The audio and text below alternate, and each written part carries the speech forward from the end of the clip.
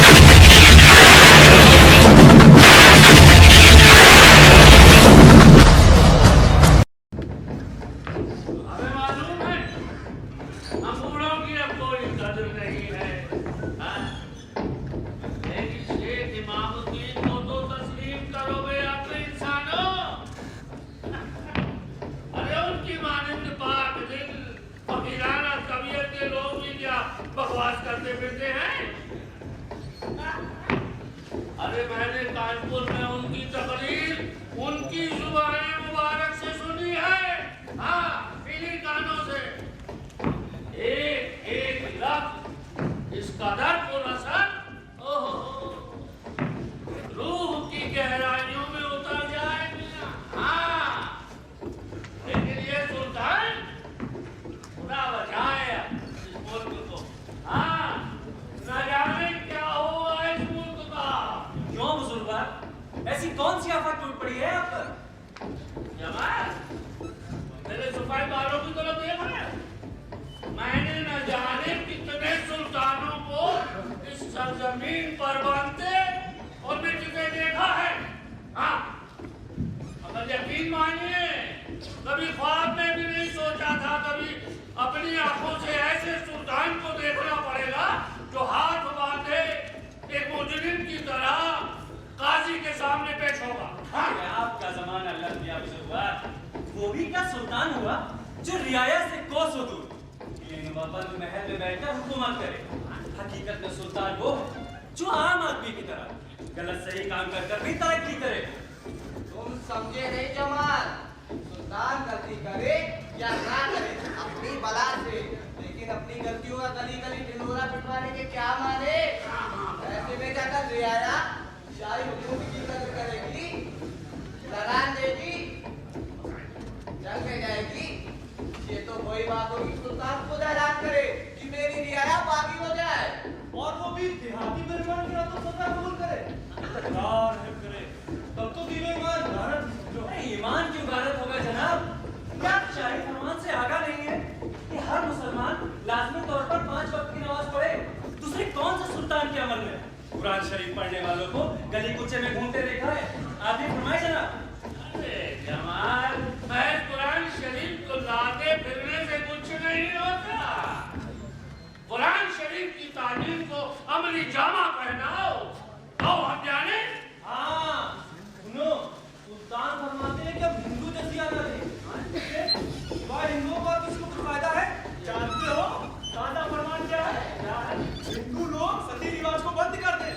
अब तो आती हो गई, तो फिर हिंदू धर्म की खूबी क्या रहेगी? कैसे एहसान फरामोश है आप। सुल्तान के हाथ में चाबुक रहे तभी आप लोग उसकी इज्जत करेंगे।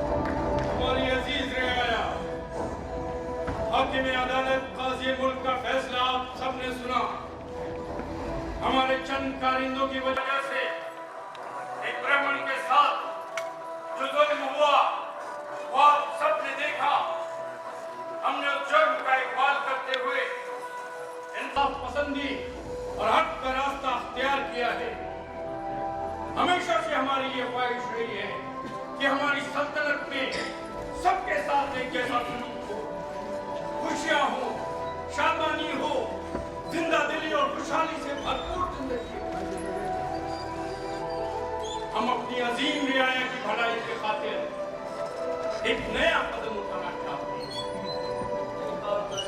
हमारी कि हम इसी बरस अपना दारुल खिलाफा दिल्ली से दौलताबाद ले जाए। ये किसी मगरूर सुल्तान का बेईमानी खत नहीं, इसकी ठोस वजह है दिल्ली हमारी सल्तनत के उत्तरी सरहद के करीब आबाद है और आप सभी जानते हैं वहां हर लम्हा मुगलों के हमलों का खतरा दरपेश रहता है। एक दौलताबाद ही हमारे 12 सूबों के मरकज में आबाद है, जहां से हम अपनी लंबी चौड़ी सल्तनत के हर कोने पर हुकूमत की मजबूत गर्द कायम रख सकते हैं। और उन सबसे भी अहम बात यह है कि दौलताबाद हिंदुओं की आबादी है और हम अपने दारुल खिलाफे को वहां ले जाकर हिंदुओं और मुसलमानों में एक मजबूत रिश्ता कायम करना चाहते हैं। और इस नेक काम की खातिर आप सबको दौलताबाद आने की दावत देते हैं। खुदा हाफिज।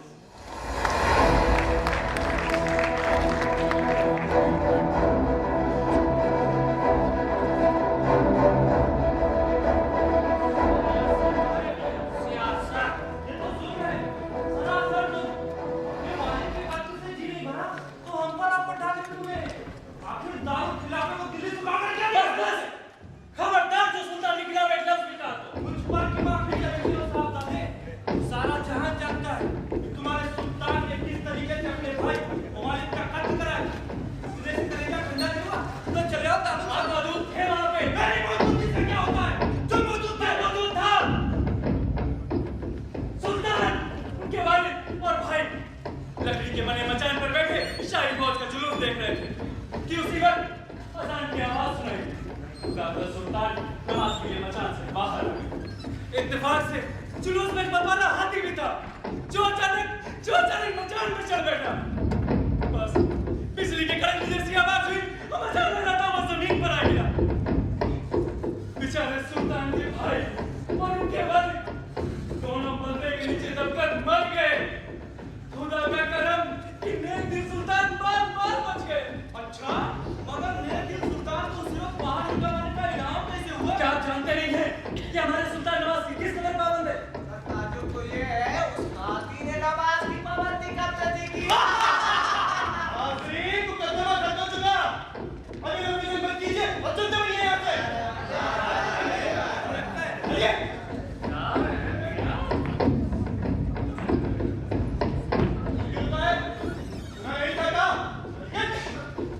सुन लिया लेकिन वो ब्रह्मण देवता अभी तक बाहर पूरी तशरीफ लाए। उसने तुझे क्या बुलाया? देवता का बच्चा चल।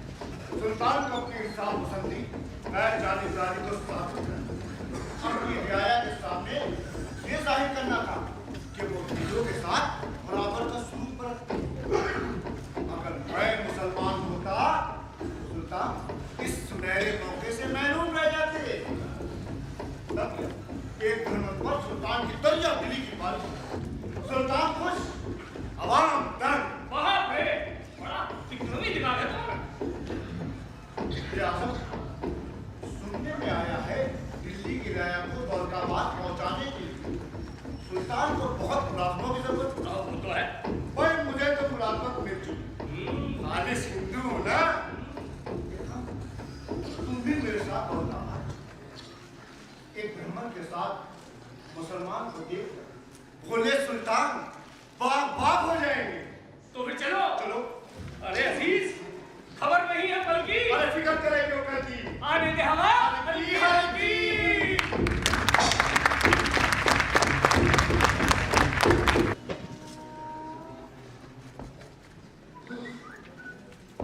ओ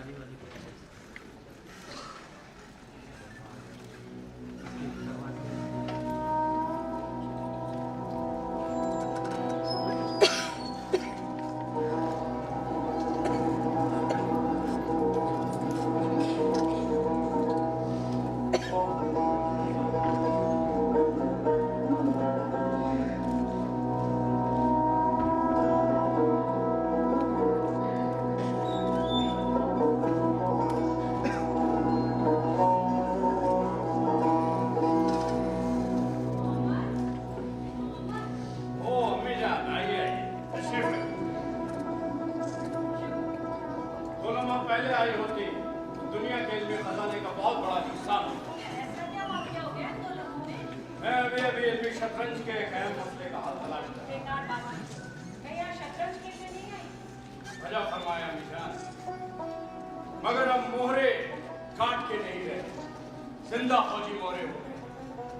हमारे बचपन का दोस्त आइनल मुल्क नए फौज दिल्ली की तरफ रवाना हो चुका है। हाँ मिजान, समझ में नहीं आता मेरे जिगरी दोस्त ने मेरे खिलाफ तलवार क्यों।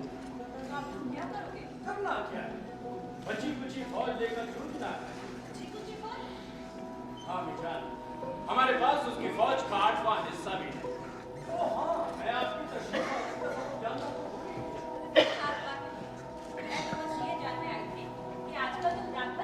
अल्लाह से दरख्वास्त करता हूँ या खुदा मुझे नींद ना आए। दिन तो यूं ही दुनियावी शोरगुल में निकल जाता है, जो ही दिन का उजाला रुखसत होता है मैं रात की तारीकी को चीर कर आसमान के पार पहुंच जाता और आसमान के सितारों के इर्द गिर्द मंडराया करता। दिल चाहता है वहां से अपनी रियाया को आवाज दूं, चीख चीख कर उन्हें पुकारूं, ऐ मेरी अजीज तरीन रियाया सुनो, मैं तुम्हारी राह देख रहा हूँ। आओ अपनी तमाम परेशानियां मुझे बता दो, मैं तुम्हें अपनी तमाम ख्वाहिशें सुना दूं। फिर हम सब एक साथ एक परवरदिगार की इबादत करें। चाहे गला क्यों न सूख जाए, जिस्म टूट जाए या खून खुश्क हो जाए। सुनो, तारीख के नए लिखे जाने वाले वक्त अपने हैं। आओ हम चिराग बनकर जिंदगी को नई रोशनी दें।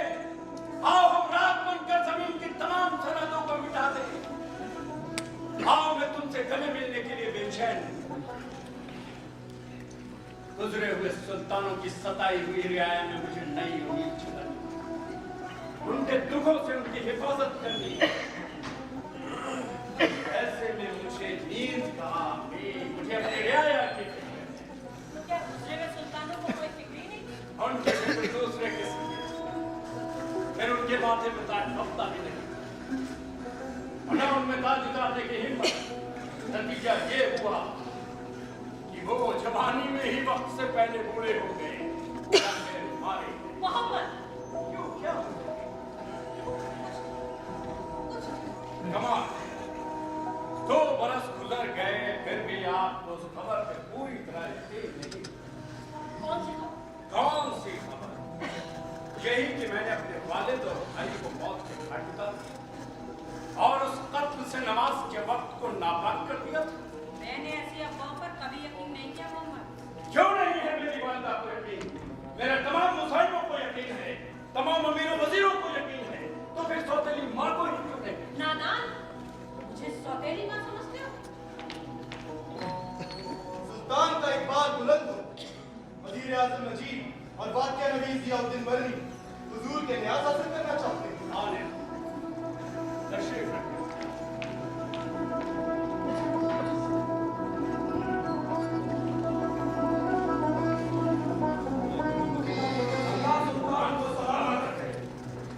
तशरीफ लाइए। अजीब, इंतजाम कैसा? सब ठीक है हुजूर।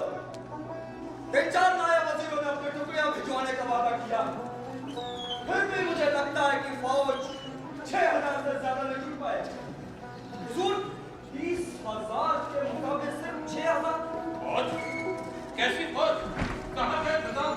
ये सब क्या है इमामत? मगर मैं यहाँ दूसरे सिलसिले में बात करने आया हुजूर, जिसका इंतजाम अभी होना है। शेख इमामुद्दीन अब दिल्ली तशरीफ लाए हैं। बड़ी अच्छी खबर लाए हो नजीब। दिल्ली से रवाना होने से पहले हम उनसे दुआ मांग लेंगे। शेख साहब की तरफ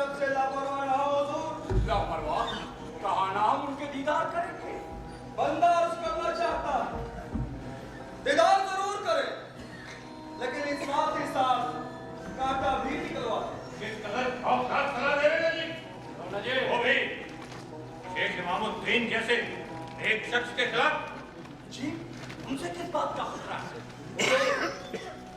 2 महीने पहले मैंने आपकी खिदमत में अर्ज किया था, शेख कोई मामूली हस्ती नहीं है, निकाल है उनकी आवाज में।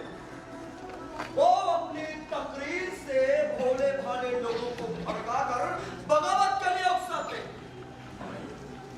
हुजूर, कानपुर में जो उन्होंने तकरीर की थी, उसी का तो असर था कि अवाम ने दैश में अगर आधे कानपुर को खाक कर डाला था।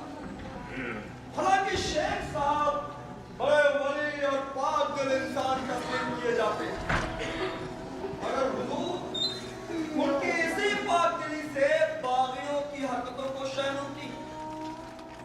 यकीन ना हो तो सारा हाल बर्दी साहब से मालूम कर ले।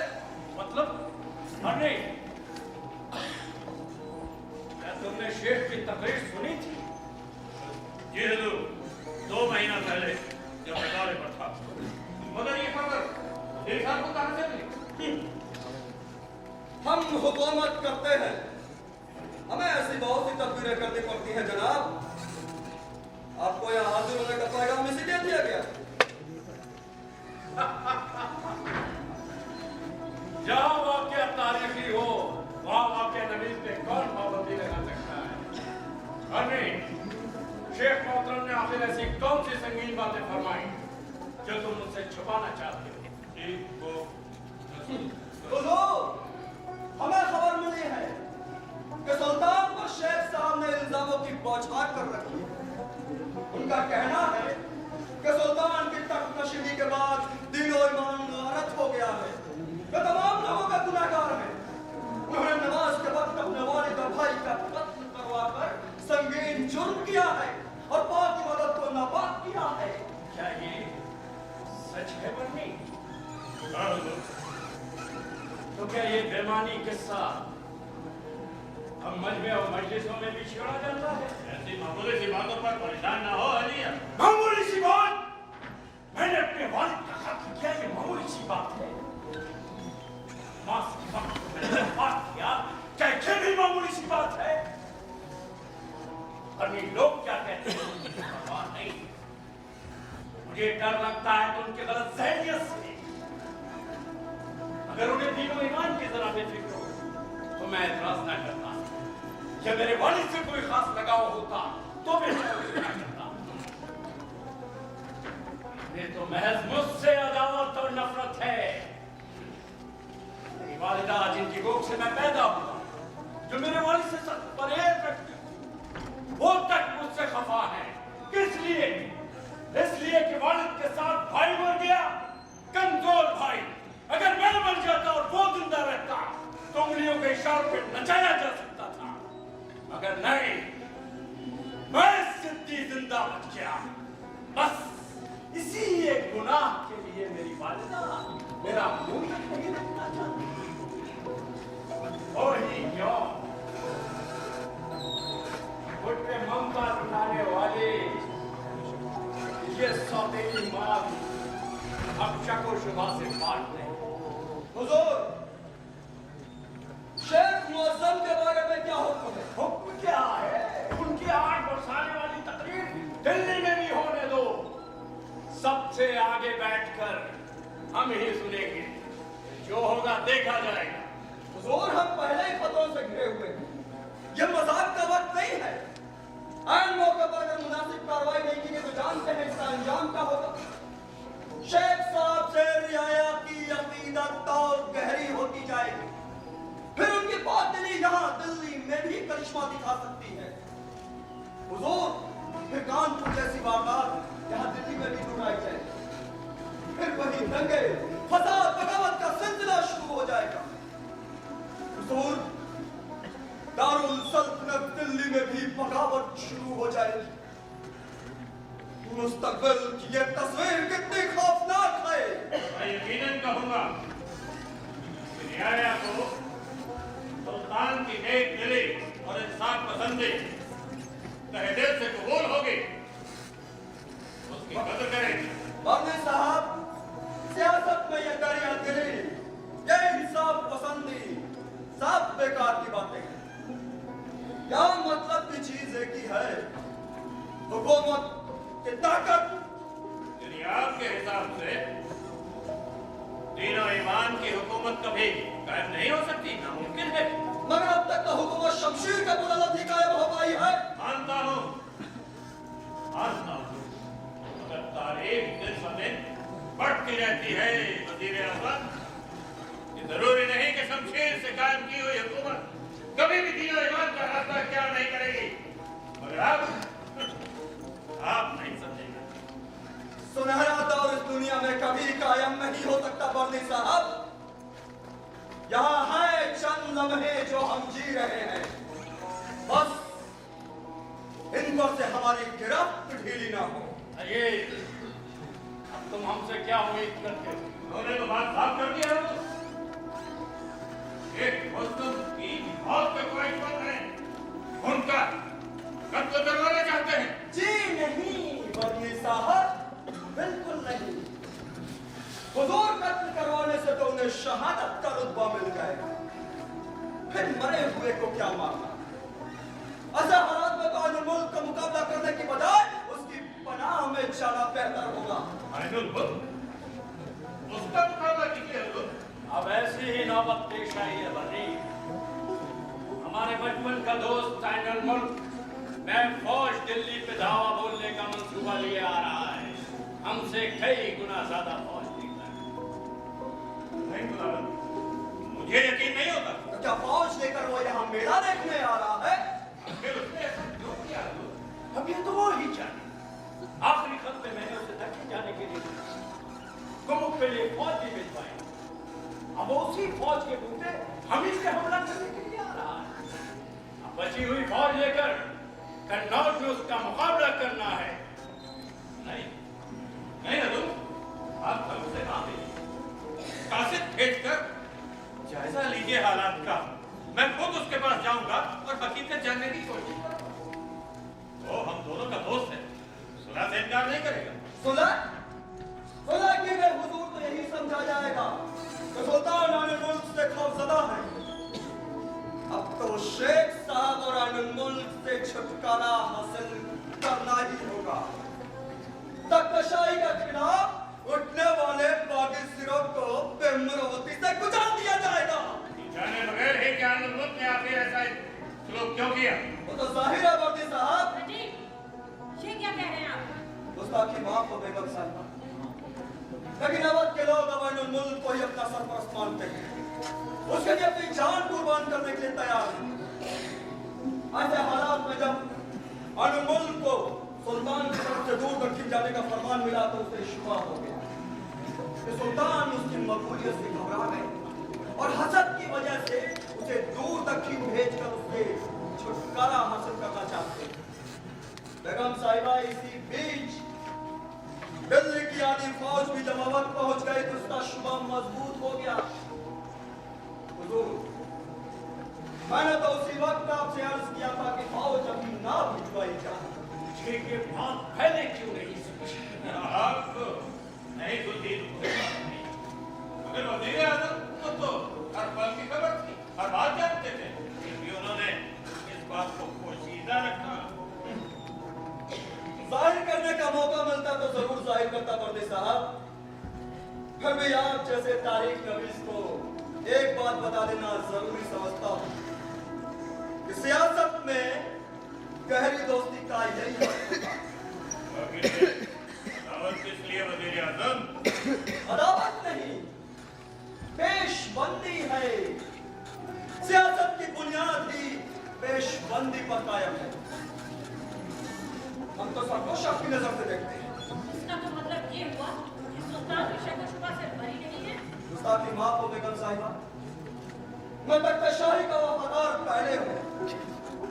एक बार जो गलती हो जाए वो दोबारा ना दोहराई जा सके, यही मेरी वफादारी की कसौटी है। कितनी मजाक! मोहम्मद, ऐसे गुस्ताख शख्स के साथ कभी रियायत नहीं बरतनी चाहिए। निशान के बाद आप हम पे छोड़ दीजिए। अजय, हुजूर, तुम्हारी राय में हमें क्या करना चाहिए? हुजूर, एकदम तो कुछ भी अर्ज नहीं कर सकता। शेख साहब आपके हम शक्ल हैं, इसे भूलिएगा नहीं। मौसम शेख का इस मामले से क्या वास्ता?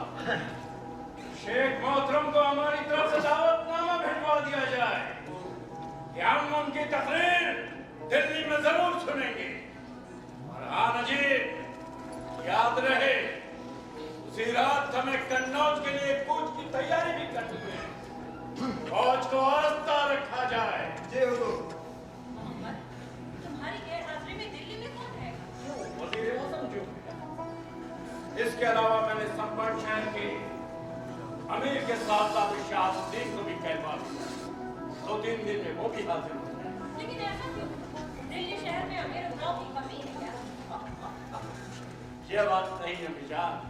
दरअसल संपन्न शहर का अमीर हमसे कुछ बदगुमान हो रहा था। अब उसके साहबजादे को यहाँ बुलवा कर हम उसे अपने हक में करे देना। अब हमारे लिए क्या हो? कर्मी साहब के साथ कुछ मशवरा करना चाहते हैं, इसलिए वो थोड़ी देर यहाँ खुशी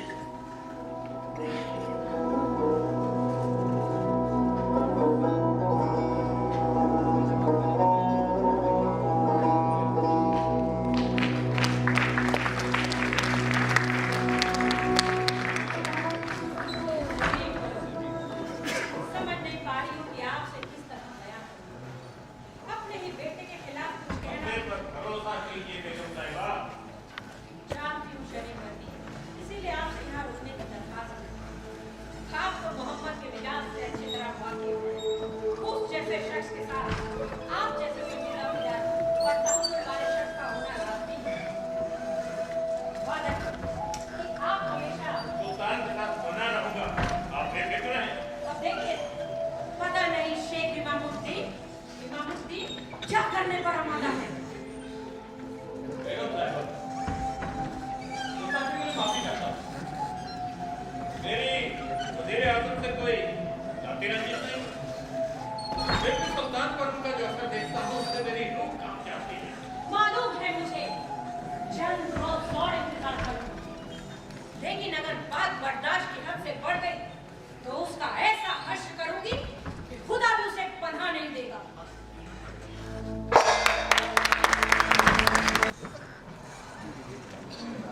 अभी तक कोई नहीं आया।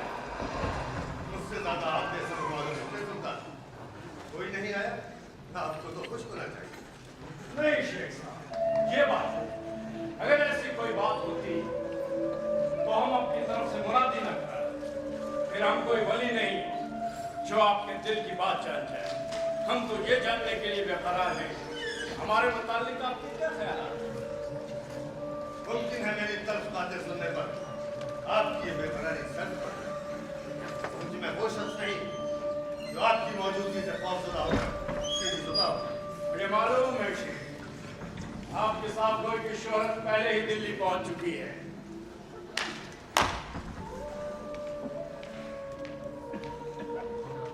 वजीर नायब को हमारा हुक्म पहुंचा दो।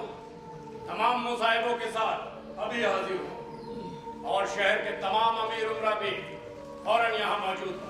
जो हुक्म सुल्तान। नहीं सुल्तान, हुक्म के जोर से हाजिर होने वाले तमाशाही हमें नहीं चाहिए। तो और कितना इंतजार किया जाए? एक भी बंदा इस जलसे में शरीक नहीं हुआ। कहते हैं हमारी शक्ल शबाब से बहुत मिलती जुलती है, मगर मिजाज और फितरत में किस कदर का फर्क है। अगर आपके हुक्म से गुलामी इस जलसे में आने वाले है तो फिर मेरे आने का तो मतलब ही नहीं होगा। मुझे तो ऐसी आवाम चाहिए जिनमें कुव्वत फैसला हो, जो आपकी हुकूमत का तख्ता उलट दे सकता है। मुमकिन है हमने कभी कोई नासमझी की हो शेर, लेकिन एक बात हम दावे के साथ कह सकते हैं, हमने अपने फर्ज को पूरा करने में कभी कोई लापरवाही नहीं बरती। इतना गुरूर आपको जेब नहीं देता सुल्तान। कुरान शरीफ में बताए हुए कायदों को आपने तोड़ा। गैर जानिबदारी और इंसाफ पसंदी की आड़ में न जाने कितने इमामों, आलिमों, सैयदों को मौत के घाट उतार दिया। मजहब का दायरा छोड़कर उन्होंने सियासत में दखल देने की कोशिश। मजहब को मेरी सियासत से क्या बात? मजहबी और सियासी वजूदों को मुखर पाल कर बजाते खुद आप एक कश्मकश को दावत दे रहे हैं सुल्तान। हमने सुना है आपकी जोशीली तकरीर सुनकर कानपुर की आवाम इस कदर बरहम हुई कि उन्होंने हमारे हाकिमों के क़यामगाहों को जला कर राख दिया। लेकिन दिल्ली मस्जिद के फांसी साहिब में एक परिंदा भी नहीं फटका। ऐसा क्यों हुआ? मौसम की तकरीर की जब शाही मुनादी कराई तो अहले दिल्ली का माथा ठंडा। सियासत की करामात। दिल्ली के लोगों को आपकी सलाकत और ईमानदारी पर शुबा हो गया। जो शख्स सरेआम सुल्तान की नुक्ताचीनी करेगा उसके लिए सुल्तान की तरफ से मुनादी क्यों कराई? इस अनोखे तरीके ने लोगों में खौफ पैदा किया। उन्हें एहसास होने लगा कि हो न हो ये सुल्तान के दुश्मनों को ढूंढ निकालने की महज एक चाल है और इस चाल में हजरत की हैसियत से मोहरे की है। तो आप पहले से ही संजाम से वाकिफ है कयास। तभी मैंने तजर्बा किया। तजुर्बा? अब मेरा क्या हश्र होगा? ये शख्स क़यामत तक मेरा पीछा करता रहेगा और ये भोली भाली आवाम जो अब तक मुझे अकीदतमंदी से देखती थी अब आपके हाथ ही कर दूंगी। क्या आपको इस बात का इल्म नहीं था कि आप मेरी हैसियत, मेरे वकार, मेरे रुतबे को इस बराबर बात कर रहे हैं? ये था, लेकिन आज आपको भी एक नया तजुर्बा हुआ ना। आपका तजुर्बा कामयाब था सुल्तान। खूब सबक दिया आपने मुझे। आपकी हुकूमत की बदइल्जामी को दूर करने के लिए मैंने मौजूदा राय अमल को अख्तियार किया। लेकिन आज मैं बिल्कुल नाकारा सा नहीं, फिलहाल आप ये हमारे लिए बहुत के अमीर आंगन मुल्क ने दिल्ली में चौड़ाई करने का फैसला किया है। ये आप मुझे क्यों सुना रहे हैं? आपने तो बाकी दाखिल का गुरूर सुना। आपके लिए कोई मुश्किल काम तो नहीं। हम अपनी अजीम तरीन रियाया की भलाई के खातिर अमन चाहते हैं, इसलिए हम सुलह चाहते हैं। लेकिन हमारे इन इरादों पर आंगन मुल्क को कैसे यकीन होगा? अगर हम कासिदों के जरिए सुलह का पैगाम भेजेंगे तो हर किस बात नहीं करेगा। वो आपकी ताज़ीम करता है, उसे आपकी नेक नियति पे भरोसा है। इसलिए मैं आपसे इल्तिजा करता हूं कि आप हमारे पैगाम रसा की हैसियत से सुलह के इस नेक काम को अंजाम अपने लिए नहीं, उन बेकसूर मुसलमानों के खातिर जो बेवजह मुसलमानों के हाथों मारे जाएंगे, इसलिए ये जिम्मेदारी मैं आप पे सौंप देता हूं। तो मैं यकीन करूं कि इसमें कोई सियासी चाल तो नहीं? यकीनन नहीं शेख साहब। तो मुझे कोई एतराज नहीं। वाकई आप पैगाम रसा की हैसियत से आंगन मुल्क के पास जाने की राजी हैं? इसे हम आपका फल तस्लीम करते हैं। हाँ,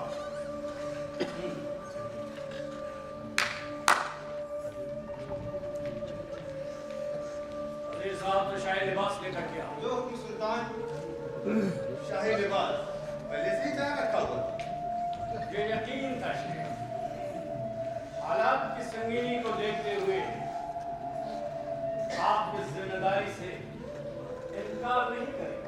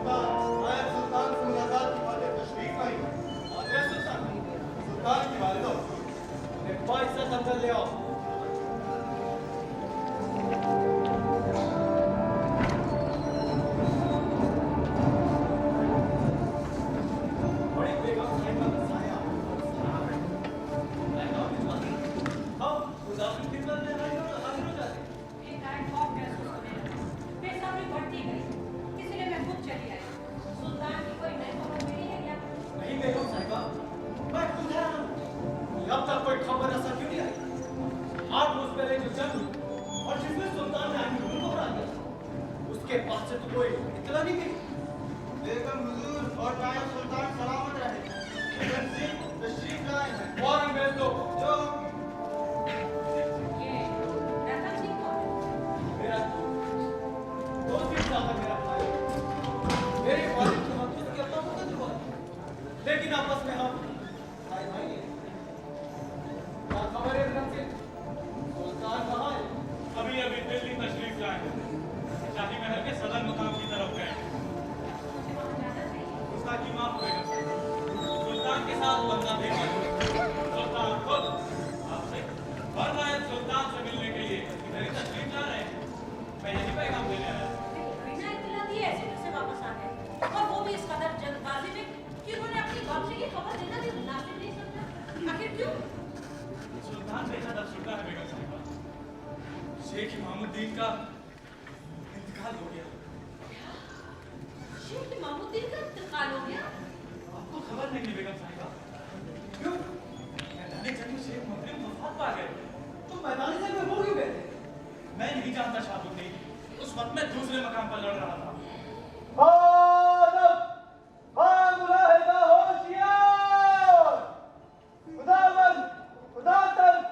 सुल्तान मोहम्मद बिन तुगलक तशरीफ ला रहे हैं।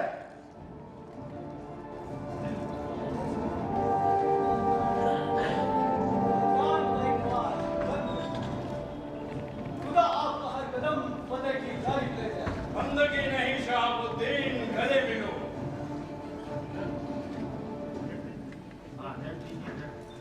हमारी गैर मौजूदगी में तुमने जो हुकूमत की बागडोर संभाली, उसके लिए हम तहे दिल से तुम्हारा एहसान मांगते हैं। मैं सुल्तान का खादी तो वो था पर मोहम्मद, ये शेख मौसम के मुतालिक कैसी खबर आई है? ये दरियाफ्त करना जरूरी था मुझे। मौसम की मौत का तसव्वुर भी करते हैं तो रूह कांप जाती है। किस कदर पर शक्ल हो गई थी। उस गद्दार आइनुल मुल्क का क्या किया? उसे मौत के घाट नहीं उतारा? उसे मैंने आजाद किया। आजाद कर? लेकिन ऐसा क्या किया था जो उसके साथ इस तरह का सलूक किया गया? वो एक लंबी दास्तान है। शाम अब हम रुखसत आज ही शहर भर में मुनादी करा दें कि शेख मोहतरम के शहादत बोझ से निजात हासिल करने के लिए सब लोग आज शाम को परवरदिगार से दुआ मांगे। एक साहब की शहादत का बोझ दिल्ली पर क्यों नाज़िल होगा हुज़ूर? अरे शेख जैसे मर्द खुदा की मौत हो और हम जिंदा रहे, यही गुनाह है। अब हम जाएं। शहाबुद्दीन ने चंद लम्हों के लिए फरागत में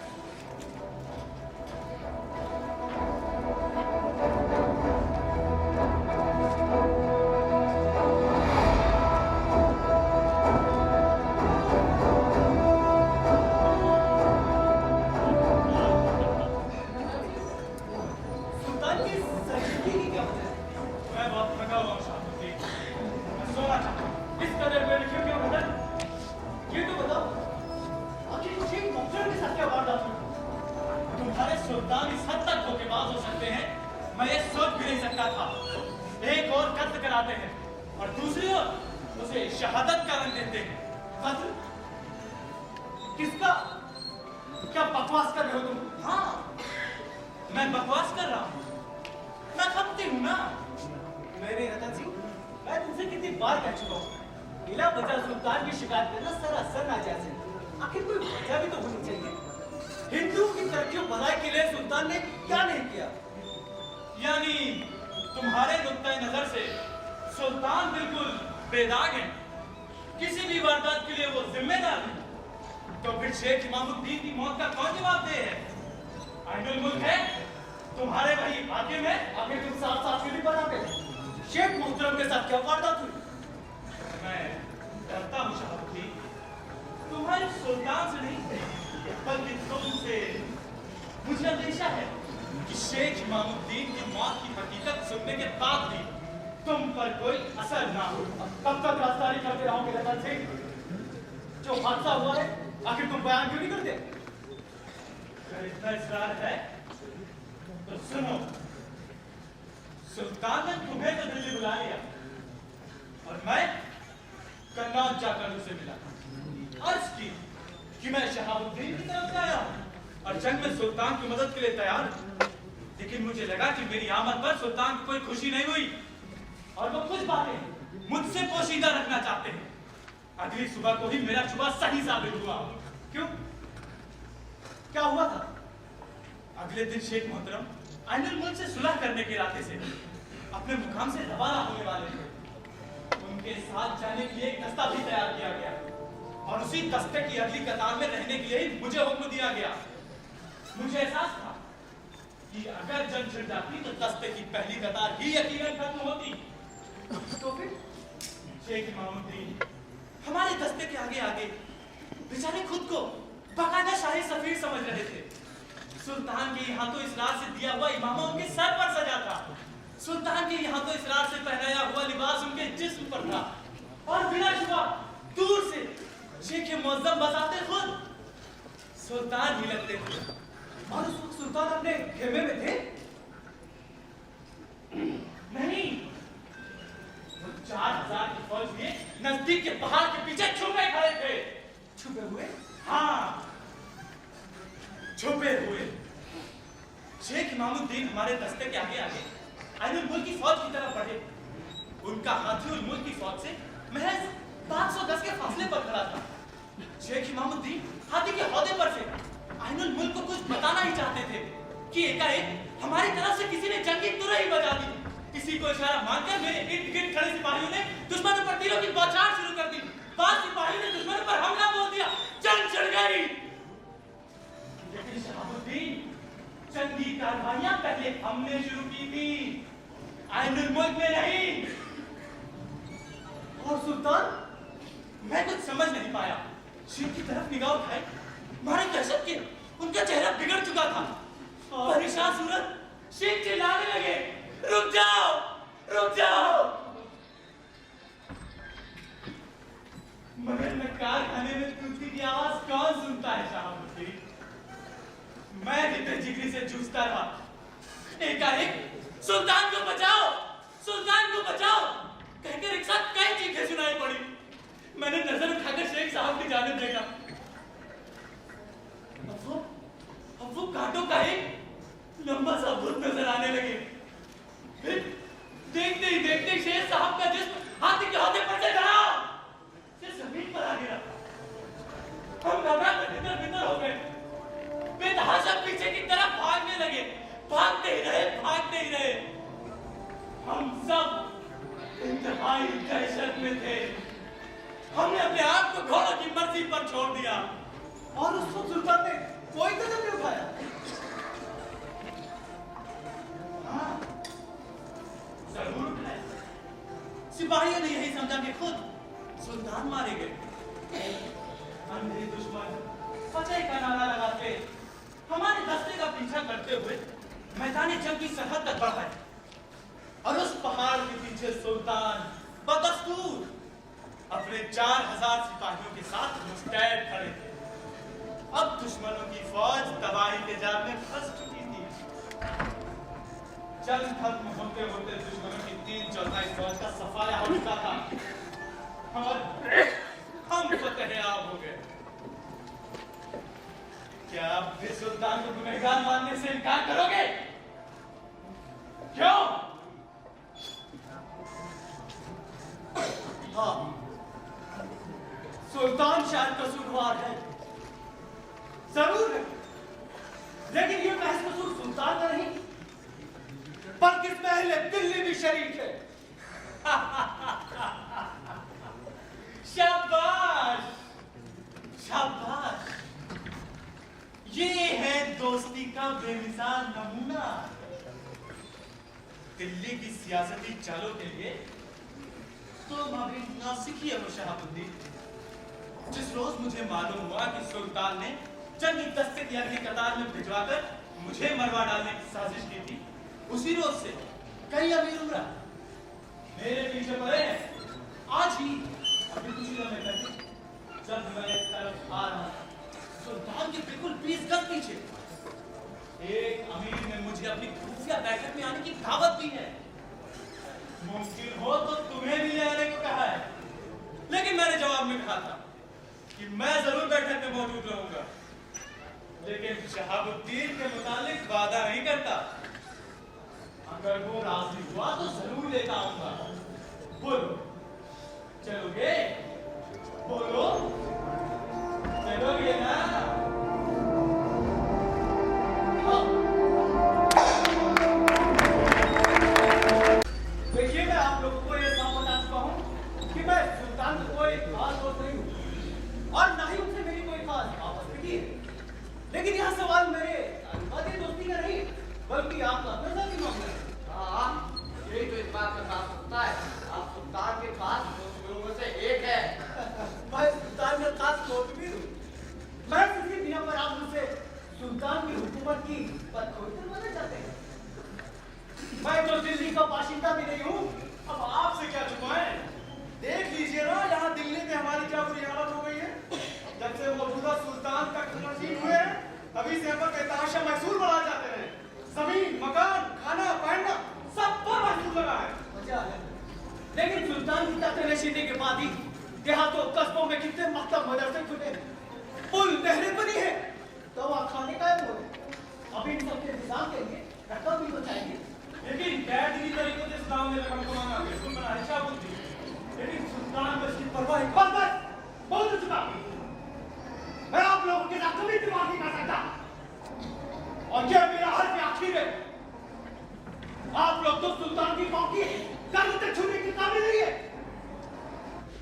चलो रतन सिंह, हम यहाँ एक पल भी नहीं ठहरेंगे। काबिल ताज़ीम शहाबुद्दीन, आपने सुना नहीं मेरा फैसला?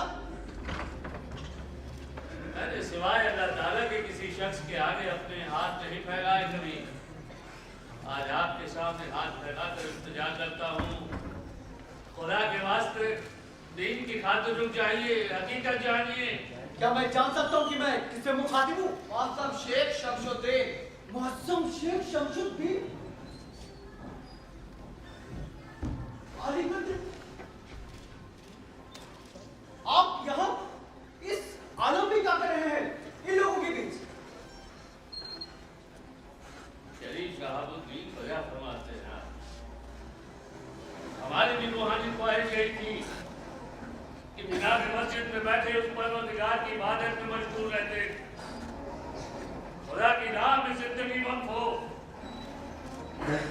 लेकिन दीन और ईमान का वजूद सिर्फ मेरे वास्ते नहीं, उन सब के वास्ते है जो उसके मोतकिद हैं। जब अल्लाह के बंदों पे जुल्म हो रहे हो तो मैं अकेला आशियाने में कैसे बैठा रहूं शहाबुद्दीन? आप शायद वाकिफ नहीं, गुज़िश्ता एक हफ्ते के दौरान यहाँ क्या क्या वाक़े हो गए। शेख सैयद नजरबंद कर दिए गए, शेख दूध जिला वतन कर दिए गए, ये क्या है? मुझे मालूम है, लेकिन शेख सैयदों ने भी तो सियासत में दखल देने की कोशिश की थी। शेख सैयद अगर अपने ही लोगों की भलाई के बारे में सोचते हैं तो कौन सा गुनाह करते हैं? दारुल सल्तनत को दिल्ली से दौलताबाद ले जाने की गलत तजवीज की मुखालफत करते हैं तो उसमें कौन सा गुनाह है? पहले दिल्ली की मुश्किलातों का इजहार कर रहे हैं तो उसमें कौन सा जुर्म है? और फिर शेख इमामुद्दीन ने कौन सा गुनाह किया था जो उन्हें जंग में कुर्बानी का बदला बना दिया गया? ये सही कि शेख इमामुद्दीन ने कोई गुनाह नहीं किया था, मगर इस मामले में सिर्फ सुल्तान ही नहीं बल्कि दिल्ली का हर मुसलमान गुनहगार है। अफसोस, बड़ी मस्जिद के वजी शहर में जब तकरीर सुनाने शेख मोहतरम का शेख किया तो वहां सिवा सुल्तान के कोई शख्स मौजूद नहीं था। सब अपनी अपनी कलाम को हमें मुझ छुपा बैठे थे। अब मैं सुल्तान को क्या करा? यानी आप अंदरूनी हरकतों से वाकिफ नहीं हैं। अंदरूनी हरकतें? हाँ शरीफ शहाबुद्दीन, अंदरूनी हरकतें। जिस रोज दिल्ली में शेख साहब की तकरीर होने वाली थी उस रोज की सुबह दिल्ली में शाही ऐलान करवाया गया कि हर खासो आम जलसे में शरीक हो, लेकिन उस रोज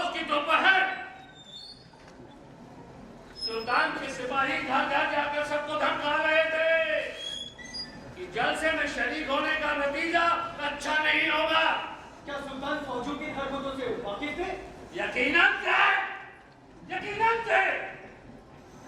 खुद सुल्तान ने फौजियों को हुक्म दिया था कि जलसे में शरीक होने की हर कोशिश को नाकाम किया जाए। जिस वक्त अहले सुल्तान शेख साहब के आगे अपनी तशवीश रख रहे थे कि बड़ी मस्जिद के वसी शहर में तकरीर सुनने अभी तक कोई क्यों नहीं आया, ठीक उसी वक्त दिल्ली के मकानातों के इर्द गिर्द सुल्तान के सिपाही जलसे में शरीक होने वाले ख्वाहिशमंद लोगों को उनके घरों के भीतर धकेल रहे थे। आपको अभी यकीन नहीं हो रहा है। ये देखिए घोड़ों के निशान। जलसे के सिपाहियों की हुक्म की नाफरमानी का ये फौजी इनाम मिला है मुझे।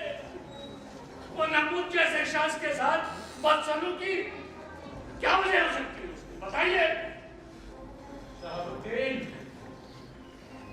अब तो तुम समझ गए होगे कि सुल्तान की गैरहाजिरी में तुम्ही को यहाँ क्यों बुलाया गया, जबकि गुज़िश्ता मौकों पर दिल्ली के उमरा ही सब कारोबार संभालते थे। इसीलिए तो सुल्तान ने तुम्हारा एतबार किया। आप भी दुनिया के नफे नुकसान के बारे में सोचेंगे शहाबुद्दीन, तो दिल्ली की आवाम की रहबरी कौन करेगा बताइए।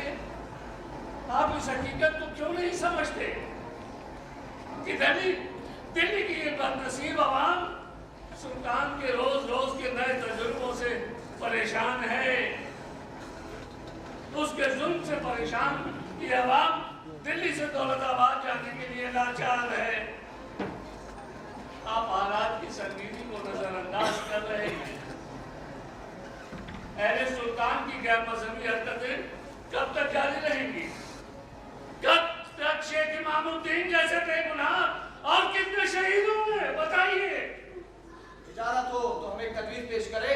अगर आप सुल्तान की मुखालिफत करने के लिए राजी नहीं तो ना सही, मगर कम से कम आपसे इतनी उम्मीद तो कर सकते हैं अगर हमने मौजूदा हुकूमत के खिलाफ बगावत कर दी तो आप सुल्तान की जानिब से किसी भी हालत में हमारा मुकाबला करने की पेशकदमी नहीं करेंगे।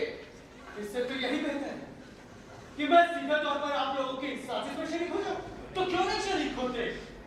शेख शमसुद्दीन, शेख इमामुद्दीन जैसी पाक दिल हस्तियों के साथ जो बदसलूकी हुई है उससे मुझ जैसे काफिर का खून खा उठा है। और तुम खामोश रहो। तुम कहते हो कि दिल्ली की आवाम बुज़दिल है, मगर मैं कहता हूं कि तुम बुज़दिल हो शहाबुद्दीन। मुझे मंजूर है, अपनी खातिर नहीं बल्कि आप लोगों की खातिर, शेख शमसुद्दीन का खातिर मैं आपका शरीक हाल हो जाता हूं। शरीफ शहाबुद्दीन, आपका ये मौजूदा एहसान इस्लाम कभी फरामोश नहीं करेगा, यकीन करेगा। आप लोग मुझसे क्या उम्मीद रखते हैं? क्या आप चाहते हैं कि मैं सुल्तान को धोखे से कत्ल करूं? अब तक की बातों से इतना भी नहीं समझ पाए। अपनी तरफ से तजवीज पेश करूं, बिला शक करावत साबित होगी। बताओ। आप सबको मालूम है कि सुल्तान नमाज के किस कदर पाबंद है। सत्य शाही हुक्म है कि हर मुसलमान हर रोज 5 मरतबा नमाज पढ़े। सुल्तान की यही तो एक सिफत है। हाँ, गुनहगार को अगर सजा देनी है तो उसकी सिफत का ही फायदा उठाना चाहिए। शाही हुक्म है कि इबादत के वक्त हर फौजी सिपाही लाजमी तौर से इबादत करे और कोई हथियार पास न रखे। इसका मतलब ये कि हर फौजी सिपाही बगैर हथियार हो। खुद सुल्तान उस पर गैर मुसल्ला हो के शहाबुद्दीन। आमतौर पर आपके दरबार खास की बैठक हफ्तावार होती है। अगली मरतबा अपनी कोशिश से इस बैठक को तब तक जारी रखें जब तक नमाज की अज़ान ना सुनाई पड़े। सुल्तान को नमाज पढ़ने के वास्ते मस्जिद बिल्कुल ना जाने दें। महल के बाहर इर्द गिर्द पहले से ही 100-200 सिपाहियों को मुस्तैद तैनात कर दे। जो ही मुअज्जिन की अज़ान सुनाई पड़े पड़े उसी को इशारा तस्लीम किया जाए। आपके बाद सिपाही दरवाजे पर तैनात पहरेदारों पर हमला करके उनका सफाया कर दे और आप सब लोग रफ्ते रफ्ते महल के भीतर चले आए और सुल्तान की खबर ले। लेकिन इबादत जैसे पाक वक्त पर एक मुसलमान का कत्ल, वो भी एक मुसलमान का तो क्यों? आप ही ने तो फरमाया था कि जो शख्स रियाया पर जोर जबरदस्ती करता है वो मुसलमान कहलाने का हक नहीं रखता। फिर क्या आप लोग इबादत के पाक वक्त पर ही सुल्तान ने अपने वालिद का कत्ल कराया था? आप वजह फरमा। ठीक है, वहीं लगा है, इसलिए वहीं इसमें है ना। हाँ बस ठीक हथियार पहुंचाने का जिम्मा मैं लेता हूँ। अब तो कोई फिक्र नहीं, बेहतरीन तरकीब है, ऐसा ही होगा। नहीं, नामुमकिन है। इबादत का वक्त निहायत ही पाकीज़ा होता है। ऐसे मुकद्दस मौके पर इस तरह की हरकतों की इस्लाम इजाजत नहीं देता। अब आज लोग कोई औरत भी इंतजार कर रहे हैं, लेकिन नमाज के वक्त को नापाक करना गुनाह अजीम तस्लीम किया जाएगा। एक मर्तबा इबादत का वक्त नापाक हो तो क्या हुआ? उसी रात को दोबारा इबादत करके कफारा कर लिया जाएगा। कफारा इबादत नहीं होता। नहीं होता इबादत कफारा।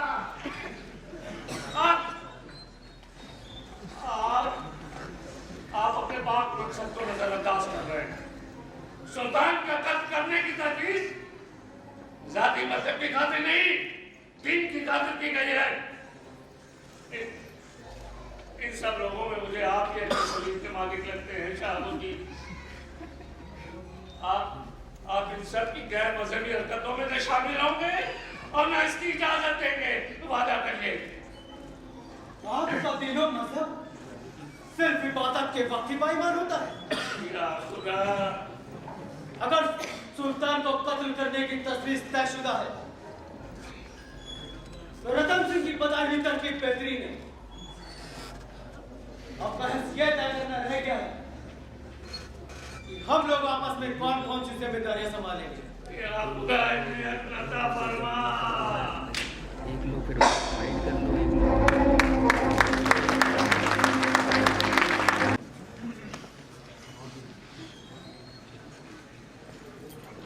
आज दरबार की कार्रवाइयां जल्द खत्म करनी है। हमने इमाम को कहला भेजा है कि हम आज की नमाज के लिए मस्जिद आ रहे हैं। आप लोगों को कोई सलाह मशवरा करना है? ऐसा कोई जरूरी मसला पेश नहीं है हुजूर। हम दो मामलों के मुताबिक आपको आगाह करना चाहते हैं। तो ये मामले बहस मुआवजे के नहीं हैं। फिर भी आम ऐलान करने से पहले हम आप सबको बता देना चाहते हैं कि हमने अब्बासी गयासुद्दीन मोहम्मद को अपने दरबार में आने के लिए दावतनामा भेजा है। अब्बासी गयासुद्दीन कोई मशहूर और मारूफ हस्ती नहीं, बल्कि खलीफा अब्बासी खानदान के नुमाइंदे हैं। उस बिना पर कम से कम तमाम मुसलमानों के लिए काबिल एहतराम हस्ती। ये तो बहुत बड़ी खुशखबरी है आलिया। अब्बासी खानदान के नुमाइंदा हमारे मुल्क में तशरीफ ला रहे हैं। और नहीं, जब से शेख इमामुद्दीन का इंतकाल हुआ है उसी रोज से एक सवाल ने मुझे मुसलसल परेशान कर रखा है। तमाम लोग मुझे इस बात की नसीहत देते हैं कि मुझे क्या नहीं करना है। कोई मुझे इस बात की हिदायत नहीं देता कि मुझे क्या करना है। और जब तक मुझे मेरे सवाल का जवाब नहीं मिलता तख्त शाही को मुझे संभालना ही होगा शाहबुद्दीन। इतने पर भी मुझे तसल्ली नहीं हुआ, इसलिए मैंने दीन की ओर रुख किया है। खलीफा के खाके पाक की बदौलत शायद मुझे वो रूहानी सुकून हासिल हो जाए जिसकी मुझे अरसे से तलाश है। आगे जाके मेरी एक दरख्वास्त है, दारुल सल्तनत के तबादले की तजवीज को आप कैसे करते हैं? दिल्ली के अवाम में इसे बड़ी बेचैनी पैदा हो रही है। शाहबुद्दीन, हम जब तक दिल्ली में रहेंगे तब तक सल्तनत को खतरा रहेगा। दारुल सल्तनत अगर मुल्क के मरकज में हो तो हुकूमत की कार्रवाइयां आसानी से अंजाम दी जा सकेंगी। है, अब यह मसला नाकाबिले बहस है। अब हमने इससे भी ज्यादा इनकलाबी कदम अख्तियार करने की तजवीज की है। हम इस बारे में आप सबसे राय तलब करेंगे। आइंदा हमारी सल्तनत में चांदी के सिक्कों के साथ साथ तांबे के सिक्के भी जारी होंगे। एक तांबे का सिक्का एक चांदी के सिक्के के बराबर होगा। पर हुजूर, तांबे की कीमत चांदी के बराबर कैसे करेगी? हमें यहाँ तांबे और चांदी की कीमतों पर बहस नहीं करनी। हमारे सामने मसला सिक्कों का है। सिक्का महज कीमत का पैमाना होता है, जिसकी अपनी कोई जाती कीमत नहीं है। कीमत होती है तो शाही कानून की और शाही मोहर की, और चाहे तांबा हो या चांदी, तो उसके अदा करने वाले पे मुनहसर होती है।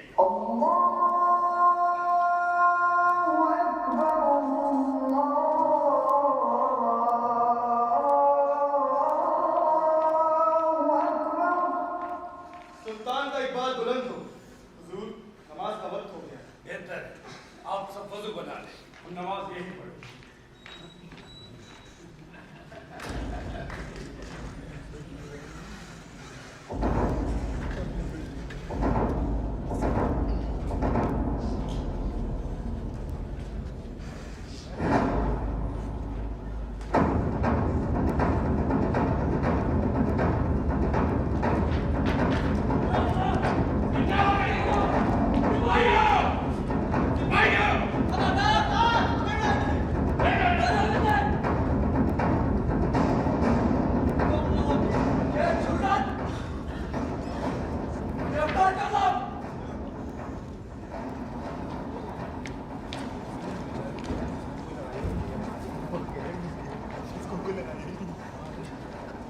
तुम्हें कैसे पता लगा? हकीकत सुनोगे?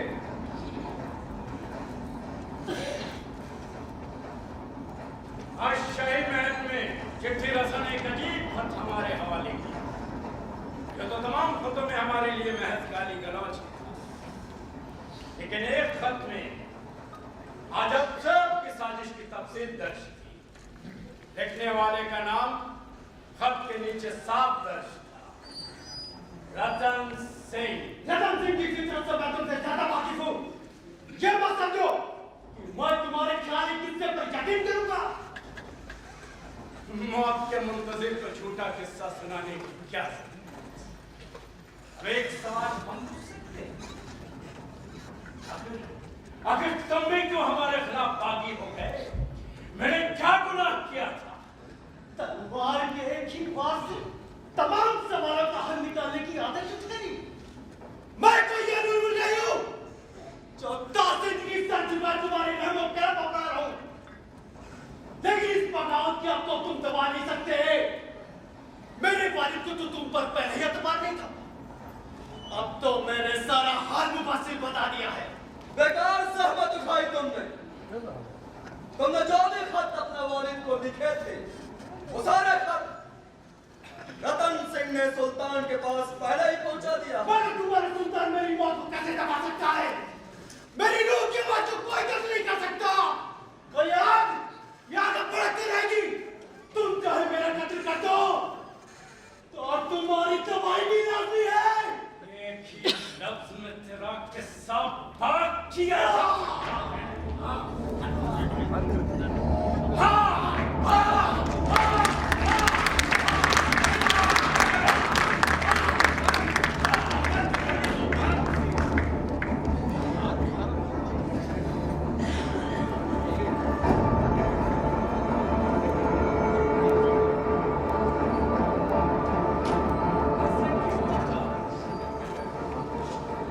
जिन लोगों पे हम यकीन करते हैं वही लोग बाकी हो जाते हैं। तारीख की एक कैसी उल्टी हुई पहेली है। क्या हमारी हुकूमत का यही अंजाम होगा कि वो रात की तारीखी को चीर कर हो जाने वाली खौफजदा चीख बन करके रह जाए? ये हुजूर, इस साजिश में शामिल तमाम लोग सूली पे चढ़ा दिए जाएं। बगावत से ताल्लुक रखने वाले हर शख्स को मौत के घाट उतार दो। शमशुद्दीन को भी माफ न किया जाए। हुजूर, हम शहाबुद्दीन के वालिद को नजरअंदाज अजय, हुजूर, शहाबुद्दीन के वालिद को कुछ भी बताने की जरूरत नहीं। कल ही शहर भर में मुनादी करा, शाही महल में एक नाकाम दंगा हुआ जिसमें वफादार शहाबुद्दीन ने अपनी जान पर खेलकर सुल्तान की जान बचा ली। इसके बाद सुल्तान की सलामती की खातिर अपनी जान कुर्बान। हाँ, तब शहाबुद्दीन के वालिद को हमारी तरफ से पैगाम पेश था कि वो अपने दिलेर फर्जंद के जनाजे में शरीक होने के लिए दिल्ली तशरीफ ला। 2 और कामों को भी अंजाम देना और ऐलान करो, दिल्ली की रियाया दौलताबाद जाने के लिए तैयार हो जाए। 1 महीने के अंदर अंदर तमाम दिल्ली खाली हो जाए। अब यहाँ कोई भी शख्स पीछे ना रहे। अब यहाँ कोई हमारे रहम करम से फैज़याब नहीं होगा। ऐलान कर दो कि दिल्ली की किसी भी घर की खिड़की से रोशनी न नजर आए, कि दिल्ली वीरान हो जाए।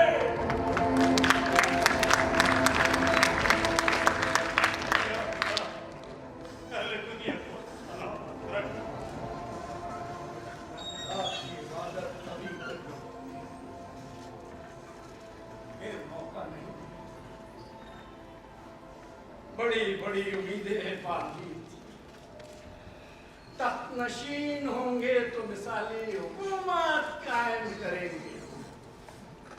चाहते थे हमारी सल्तनत में हर काम में इबादत होगा, हर इबादत के लिए उनकी एक सीढ़ी होगी और हर सीढ़ी खुदा को पाने का जरिया। मगर अब इस इबादत में ही सियासत की बुआ है। लोग इबादत जैसे बात मौके पे सियासत करने से बात नहीं है। सबको खबरदार, इबादत की घड़ी मुल्क की शाहराहों में खामोशी ओढ़े आए और बगैर अपना निशान छोड़े चली जाए। हुजूर, अगर मुल्क में हमेशा के लिए इबादत की मनाही कर दी गई तो मुल्क के सैयदों और इमामों को बगावत करने का एक बहाना मिल जाएगा।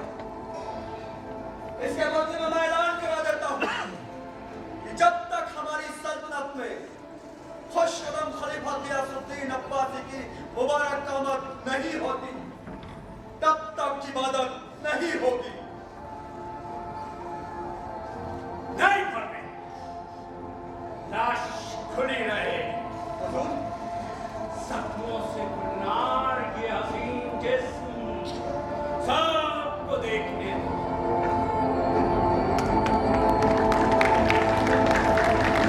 नाम बताओ। आदम, आ जाओ। नाम बताओ। चलो चलो चलो चलो। नाम बताओ। राधेगा चलो। इधर आओ। नाम बताओ। चलो चलो चलो चलो चलो चलो चलो।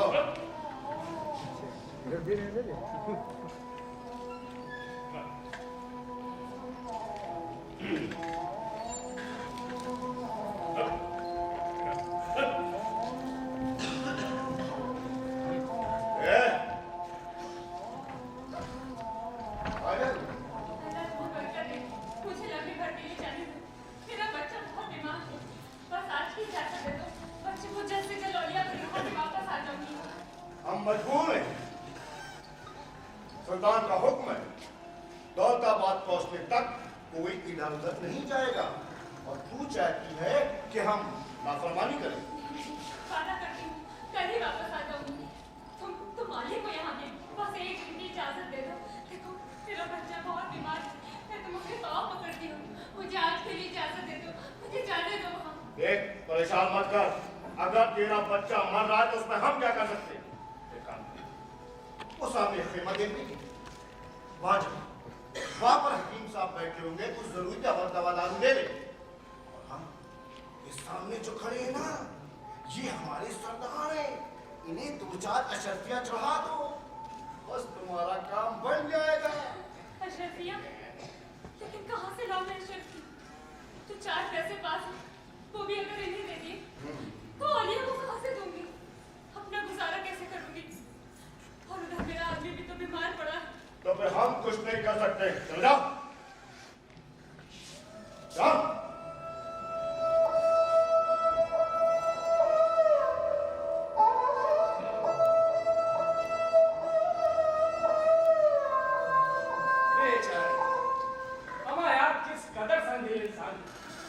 जाने भी कोई देखे, बेचारी रो रो के कह रही है बच्चा मरा जा रहा है। तुमने बच्चे को देखा है? बच्चा तो बचेगा नहीं। तुम्हें औलिया क्यों पैसा रखे, हम ही ना रखे? हद करते हो यार, 2 पैसे के पीछे पड़ो। आजम, कान खोलकर सुन लो, 1-2 दिन में तुम्हें पता चल जाएगा कि 1-1 पैसे की क्या कीमत है।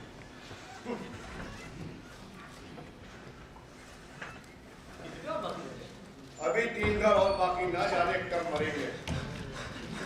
आओ आओ, बड़ी देर लगा दी। तुम्हें क्या पता नहीं कि शाम होने से पहले तुम्हें इस मकाम पर पहुंचना है? क्या पता है हुजूर, आधे रास्ते में तो लाशें थी, चाहे को बेचारे चलते चलते मर गए होंगे हुजूर।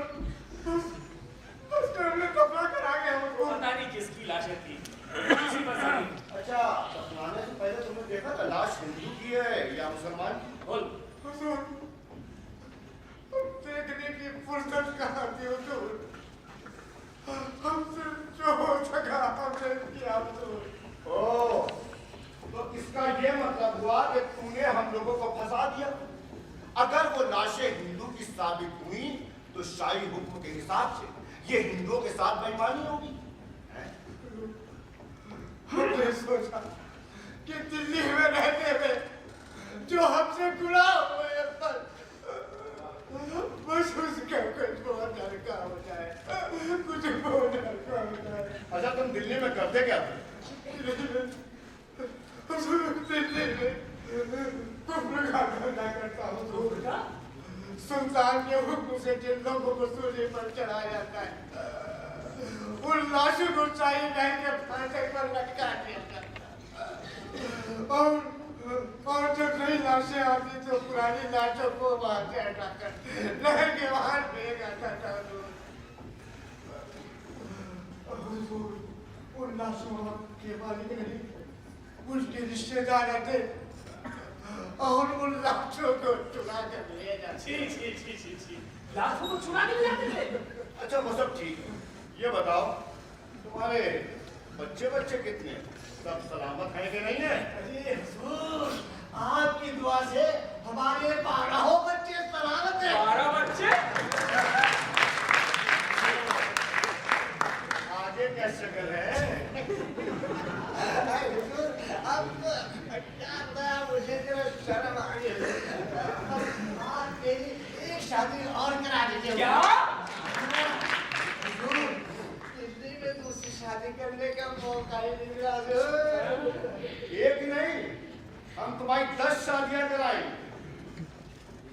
चुपचाप जो कुछ है वो निकाल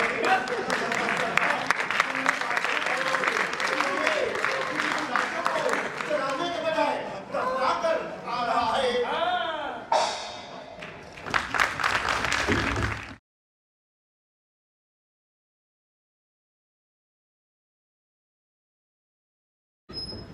अब जो भी आ रहा है तुम काफी सारे देख पा। आलम, तुम शतरंज से खेल चल, इसमें एक प्यादा हो जो बहुत कमजोर, हमेशा टेढ़ी चाल चले, उसकी ना कोई सिद्ध है ना कोई रुतबा, मार खाए बिना 7 कतारों को पार करके 8वीं कतार में पहुंच जाए, घुड़सवार से लेकर मसीह तक कुछ भी कर और सीधे बादशाह की नाक के नीचे मैं भी क्यों ना इस प्यादे का रास्ता इख्तियार करूं? इसका मतलब तुम्हारे मंसूबे सुल्तान बनने के हैं। अच्छा ये बताओ कि उस पर मेरी क्या हैसियत होगी? मैं तुम्हें अमीर बना दूंगा। नहीं नहीं अमीर, चोर से ज्यादा रुपया मुझे हजम नहीं होगा। आओ करीम खान आओ। बड़ी देर लगा दी। मैंने तुम्हें जो हिदायत दी कि ये शख्स वही है। हुजूर ये वही है। चलो खोलो। ये क्या खोलो? उसको खोलो। रस्सी खोलो। अब इसका नकाब। ये किसको ले आया देखो? हुजूर हमें माफ कर दिया। हमसे बहुत बड़ी गलती हो गई। हमने इससे कहा था किसी मादा शख्स को पकड़ के लेके आए, लेकिन हुजूर ये आपको ले आया। उस्तादी माँ आपकी तारीफ। हमने तुम्हारे आदमियों को बताया था कि हम गयासुद्दीन अब्बासी हैं, खलीफा खानदान के नुमाइंदे हैं और सुल्तान मोहम्मद बिन तुगलक के मेहमान हैं। हमसे बहुत बड़ी गलती हो गई हुजूर। हमें माफ कर दे हुजूर। बेशक गलती है। दूर दराज अरबिस्तान से हम रवाना हुए और इतना लंबा सफर तय किया, लेकिन इस दरमियान एक भी शख्स को हमें हाथ लगाने की जरूरत नहीं हुई। हमारी ताजीम और रुतबे से जो ही वाकिफ होते फौरन ताजीम से झुककर चले जाते। हो सकता है पहले यकीन ना भी किया हो, मगर सुल्तान का इजाजतनामा देखते ही ताजीम के साथ हमारा इस्तकबाल किया और तुम दोनों ने हमारी इस कदर तौहीन की। खफा ना हो जनाब आला, खफा ना हो। बाद में से गलतफहमी इसलिए हुई कि आप शाही मेहमान होते हुए भी अकेले अकेले। सारी तफसीलें हम तुझे की दे बेवकूफ। हम अकेले हैं तो क्या हुआ, सिर्फ सुल्तान को खबर करने की देर है। जो ही उनको हमारी आमद की इत्तला मिलेगी फौरन ही उनके नुमाइंदे दौलताबाद के करीब पहुंच जाएंगे और हमारे इस्तकबाल के वास्ते बादल तैयार खड़े रहेंगे। तो हुजूर इसका ये मतलब हुआ कि आप यहाँ पहली बार तशरीफ आए, इससे पहले आपकी कभी सुल्तान से मुलाकात नहीं हुई? नहीं, लेकिन इससे क्या फर्क पड़ता है?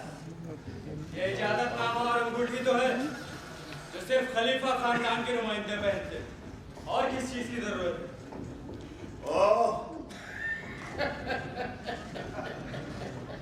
तो ये इजाजतनामा और अंगूठी के बिना आपको यहाँ कोई नहीं पहचान पाएगा। हाँ नामुमकिन ही समझो, लेकिन ये सब तुम लोग क्यों पूछ रहे हो? बताते हैं आजम। ये हमारे मेहमान, इनका इस्तकबाल करो। बिल्कुल। और इनकी खातिर भी करो। क्या कर रहे हो तुम लोग? छोड़ो मुझे। मेरे पास एक टूटी कौड़ी नहीं, जो भी होगी तब होगी जब सुल्तान अता करे। लेकिन ये बात सही है कि मैं खलीफा खानदान का नुमाइंदा हूँ। खलीफा खानदान का नुमाइंदा है ये। खलीफा का परपोता हूँ। परपोता है खलीफा का। मगर फिलहाल मैं खाली हाथ हूँ, मुफलिस हूँ। मुझ जैसे का कर्म करके तुम्हें क्या मिलेगा? कुछ मिलेगा, बहुत कुछ मिलेगा। अब मैं इनकी जगह दौलताबाद जाऊंगा ना। चलो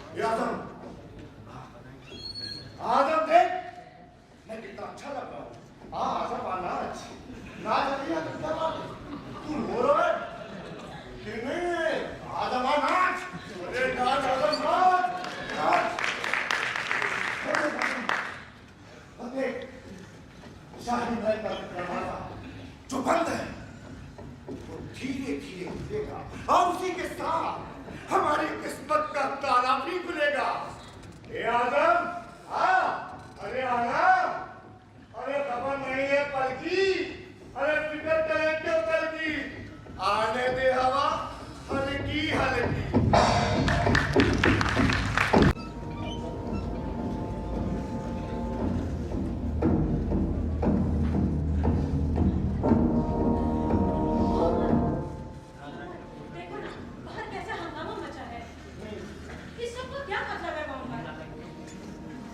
किया भी क्या जाए दुश्मन। मैंने खुद ऐलान किया तांबे के सिक्कों की कीमत चांदी के सिक्कों के बराबर होगी। अब अपने हुक्म की तामील तो हमें करनी ही है। हम दर्जे की नाकामी है। वजीर नायब फरमाते हैं कि बाहर खड़ी 500 गाड़ियों में से 3/4 तो जाली सिक्कों की है। अगर इन्हें यूं वापस दे दोगे तो शाही कहानी का क्या होगा? जाली सिक्कों के मुताबिक मुझे तभी प्रयास कर लेना चाहिए था तो मैंने तांबे के सिक्के जारी किए। तब मैंने अंजाम नहीं सोचा जो मेरी बहुत बड़ी भूल। 10-20 नहीं मोहम्मद, 500 गाड़ियां। अगर सब कुछ इसी तरह से वापस रहा तो फिर रियाया की बेईमानी की खातिर हमारा खजाना खाली हो जाए, ये कहाँ का इंसाफ है? मैंने अब तक कितनी बार कहा खजाने में जमा रकम मेरी नहीं रियाया की। लेकिन खजाने में जाली सिक्के भरते रहने से रियाया का कोई फायदा नहीं होगा। और हाँ, इन दिनों मैंने तुम्हारे मुतालिक बेशुमार नाकाबिले एतबार बातें सुनी हैं। सुना है तुम वजीर आजम नजीब के कातलों को ढूंढने के बहाने शहर भर के इमामों, उमराओं और सरदारों के पीछे हाथ धोकर पड़ जाओ। नजीब के कातिल का नाम छिपाने के खातिर किसी को खुदकुशी करने की नौबत क्यों आई? वो भी अमीर जलालुद्दीन जैसी बड़ी हस्ती को। आखिर कौन है ये मखसूस कातिल? नजीब मेरा वफादार नहीं था, लेकिन तख्तशाही का वो सच्चा वफादार था। बहरहाल अब भूल भी जाओ उस नापाक हिस्से को और बाहर आओ अपनी हरकतों से। अगर सब कुछ इसी तरह चलता रहा तो तुम्हारा तख्तशाही कभी मुस्तकिल नहीं होगा। अगर तुम्हारे खिलाफ ये अमीर उमरा बगावत खड़ी कर दे तो तुम क्या करोगे मोहम्मद? चुश्ता रहूंगा, मुझे अपनी खैरियत की परवाह नहीं। या अल्लाह, मुझे खौफ लग रहा है। बंद करो अपनी इस तलाश को और अपनी इस पागलपन को। लगता है तुम इससे बाज नहीं आओगे। तो ठीक है, सुनो, मैंने भी नजीब का कत्ल करवाया है। क्या तुम जानती भी हो तुमने क्या कह रही? हाँ, मालूम है मुझे। मैंने ही उसे जहर देकर बर्बाद किया। आपके ये मजाक मेरे लिए किस कदर तकलीफ देह है? नहीं, नहीं, गैर मुमकिन। गैर मुमकिन क्यों है मोहम्मद? वालिद और भाई को मरवाने से ज्यादा आसान है शेख इमामुद्दीन की मौत से ज्यादा जायज। मैंने अपने वालिद का कत्ल किया है, लेकिन तब मैं अपने बुलंद ख्यालों के पागलपन में अंधा था। क्या मैं इस हकीकत से बेखबर हूँ? तुम देखती नहीं इससे मेरा ज़मीर किस कदर जख्मी हुआ है? तुम महसूस नहीं करती उस बद्दुआ की तपिश मुझे किस कदर अंदर से जलाए जा रही है? मेरी सगी माँ मुझसे खफा होकर तन्हाई में अपनी जिंदगी काट रही। इस डर से मैंने आईने में अपनी शक्ल तक देखनी छोड़ दी कि कहीं अपने वालिद का चेहरा न नजर आ जाए, कहीं शेख इमामुद्दीन की शक्ल न दिखाई पड़े। मेरे करीब सिर्फ 3 लोग रह गए थे, नजीब, बर्नी और तुम। फिर तुम्हारे ही हाथों नजीब का कत्ल होना क्यों? क्यों? बचपन में तुम्हारा जोश और खरोश देखकर मुझे बड़ी तसल्ली हुआ कि तुम्हारी सल्तनत में हर तरफ चैन और अमन होगा, हुकूमत पायदार होगी।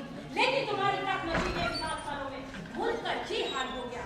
बाप, भाई, वालिद, शेख इमामुद्दीन एक के बाद एक तुम्हारे संगी मैलों के शिकार होते चले गए। मेरे हाथों मारे जाने वाले तमाम नाम आपने गिनवा दिए, लेकिन संपन्न शहर के शहाबुद्दीन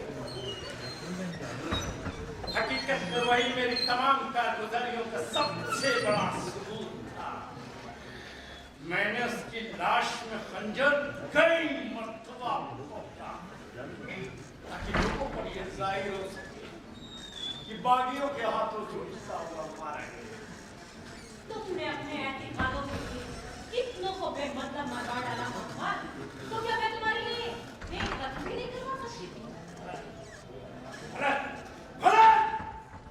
मेरी कारगुजारियां बेमतलब नहीं है। चालाक औरत, बड़ी होशियारी बरती है तुमने। मगर इस गफलत में मत रहना कि तुम मेरी माँ हो, इसलिए मैं तुम्हें सजा से बरी कर दूंगा। मोहम्मद, मेरी बात सुनो मोहम्मद। हटाओ अपने नापाक हाथ और गद्दारी के सिर्फ पे की सजा है, सजाए मौत। अल्लाह तुम्हें सब्र अता करे। जल्दबाजी से काम ना लो मोहम्मद। मैं तुमसे इल्तिजा करती हूँ, अपने लिए नहीं तुम्हारे लिए। मुझे पता था तुम्हें कुछ भी हासिल नहीं होगा। अभी तुम्हारे सीने पर तुम्हारे वालिद का भूत गालिब है। शेख इमामुद्दीन का भूत तुम्हारे सीने पे सवार है। अब क्या मेरे मुंह से अपनी जिंदगी को दूभर कर लेना चाहते हो? शायद वो लोग मेरी बेइंसाफी की वजह से मारे, लेकिन तुम महज इंसाफ की रूह से मारी जाओगे।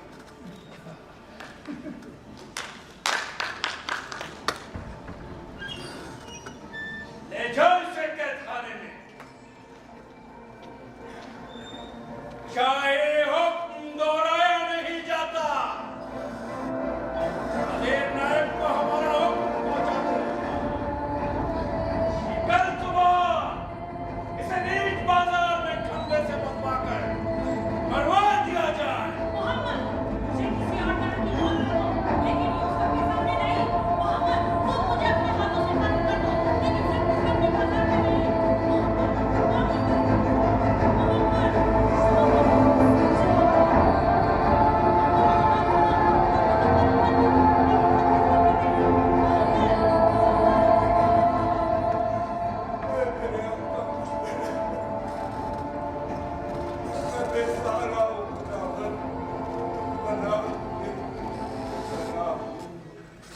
अल्लाह सुल्तान को सुकून अता कर।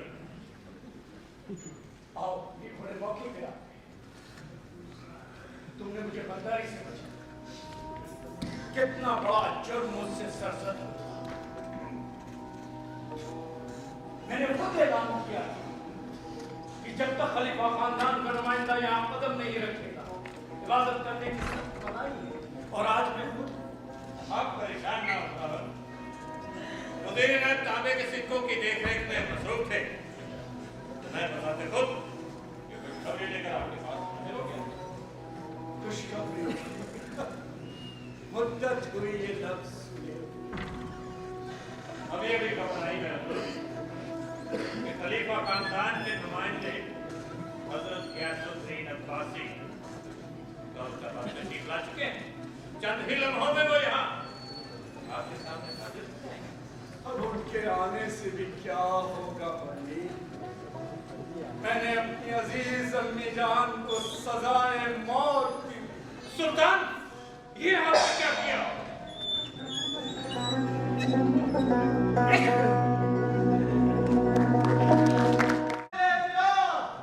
मोहम्मद गियासुद्दीन तशरीफ ला रहे हैं।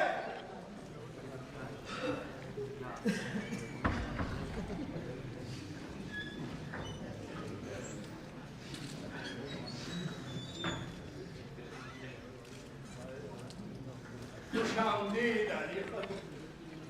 आपके वजूद मुबारक से हमारी सल्तनत पाक हो गई। मुद्दत से हम आपके दीदार के मुंतज़िर थे। मुद्दत हुई दौलताबाद के गली कूचे सजदा गुजारी की सुहानी सदा देने की।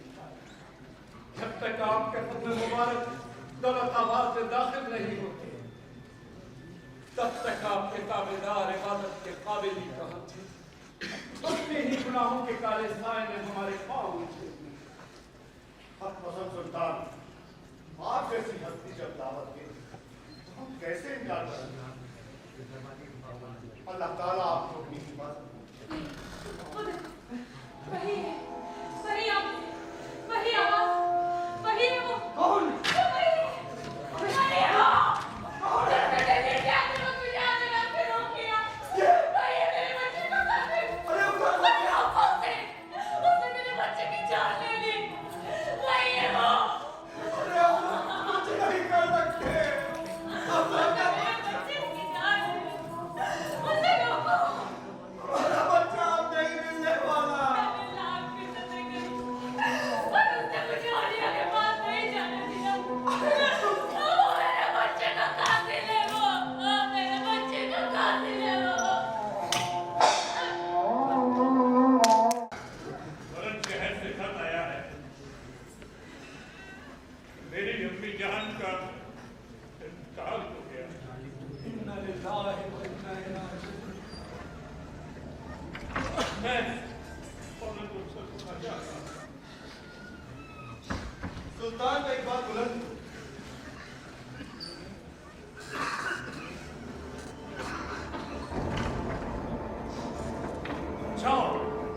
जाते जाते दरबान से कह दो गयासुद्दीन को फौरन हमारे सामने हाजिर करे। अभी हुक्म बजा लाता हूँ हुजूर।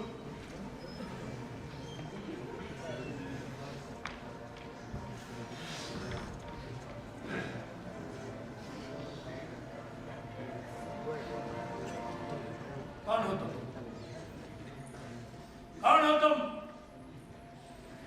और कितने दिन शाही महल में रहने का इरादा है? ये आप क्या बता रहे हैं? बताओ मेरी कुव्वत बर्दाश्त को पानी की नादानी मत करो। मैं धोबी हूँ हुजूर। मेरा पहला नाम अजीज है। तो हजरत गयासुद्दीन साहब कहाँ हैं? गयासुद्दीन जैसे नेक किरदार आप दिल के कातिल को कौन सी सजा मिलेगी जानते हो? हमें और हमारी रियाया को धोखा देने वाले दगाबाज को कौन सी सजा मिलेगी पता है? तो इसे सजा का हुक्म दीजिए, सजाए मौत। जनाब मौलवी साहब, सुल्तान मुझे सजा मौत नहीं दे। शायद आप नहीं जानते कि मुझे सजा मौत देने पर सुल्तान की सूरत हाल क्या है।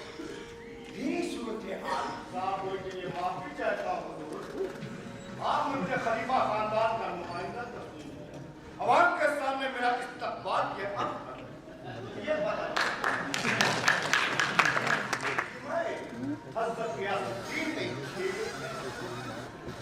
तो क्या लोग आपका बात नहीं कमीने सुल्तान मेरा खत पोशीदा तौर पर भी नहीं करवा सकते। एक मौसम मेहमान शाही महल से है तो शबा नहीं होगा। आप तुमने क्या उनका खून कर दिया? मैंने गयासुद्दीन का खत और सीधे आपके दिलार में आपकी खिदमत में हाजिर। ये हकीकत है कि मैंने गयासुद्दीन का कत्ल किया और आपको धोखा दिया। ये जहरीला सांप है, आप इसे जल्लादों के हवाले कर दीजिए। बल्ली साहब, बिना शक आप मुझे कसूरवार मान भी लें, लेकिन ये मत भूलिएगा कि मेरे ही बराबर सुल्तान भी कसूरवार। बंद करो अपनी इस बदजुबानी को। जरूरत कि हमारे ही मुंह पर बेलगाम हो जाओ। बेवकूफ, अपनी हाथ में रहो। मेरा मौक़िफ़ कहलाने का दावा करते हो। मैंने अपने वालिद की परवाह नहीं, इनो ईमान का ख्याल नहीं किया, सैयद इमामों को दरकिनार कर दिया। यहाँ तक कि मैंने अपनी रियाया पर भी रहम नहीं किया। तुम्हारी इन हकीर हरकतों से घबरा जाऊंगा। खलीफा का भेष भरने वाले नाचीज धोबी की औकात ही क्या है? मैंने अपना पेशा अच्छी तरह से निभाया हुजूर। गंदगी धोने का काम इस लम्हे तक जारी रखा। उस लिहाज से मेरी हैसियत भी किसी खलीफा से कम नहीं।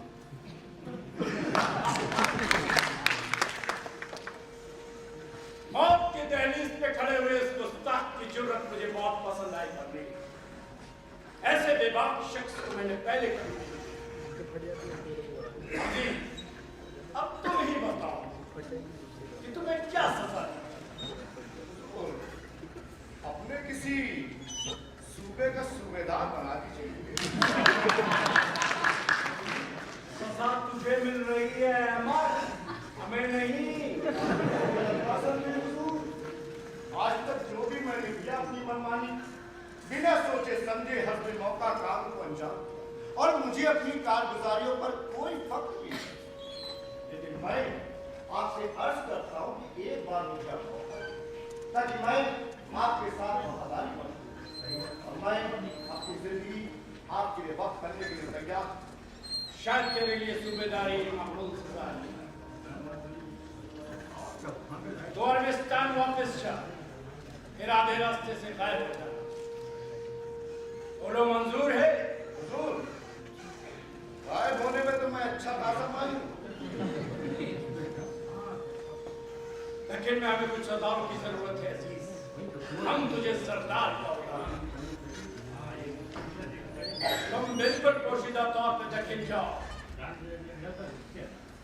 वहां किसी सालार खुशका मलिक को अमरत से खत भिजवा देगा, वो तुम्हारा इस्तेमाल करेगा और तुम वहां के सरदार बना दो।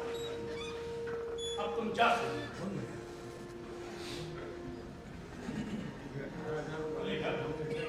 आपने इस बदमाश धोबी पर इस हद तक एतबार किया कि उसे इनाम में रख दे, माला भाग कर दे। आखिर ऐसी कौन सी खूबी आपको नजर आई उसमें? तो आज उस बदमाश ने मुझे एक नई बीनाई दी है। उसने मुझे एक ऐसी सच्चाई से रोशनास किया जिसका एहसास मुझे पहले कभी नहीं हुआ। उसी बदमाश से मुझे ये सबक मिला कि हमारे कट्टर दुश्मन वो हैं जो हमें और हमारे ख्यालों को समझने का दावा करते हैं। मैं खुदा की कसम खाकर कहता हूँ कि वो बदमाश आपके साथ वफादारी नहीं बरतेगा। मैं यकीनन कहूँगा कि सरदार बनने के 2 महीना के अंदर ही वो अपने सूबे में बगावत खड़ी कर देगा, सूबे में 2 सौ करा देगा। आप क्यों नहीं समझते हुजूर? जब मैंने आगे वक्त को माफ किया तब तमाम लोगों ने मेरी उताची, अकेले तुमने मेरी हिमायत की। फिर तुम आज इस तरह मेरी मुखालफत क्यों करने लगे? से इस बदजात धोबी का क्या मुकाबला? ये तो है की दोस्ती की तौहीन है। वक्त का एक खत आया। क्या लिखा था हुजूर? दौलताबाद के बाशिंदों की बदहाली की खबर सुनकर उसने यहाँ की रियाया को अपने सूबे में आने की दावत दी।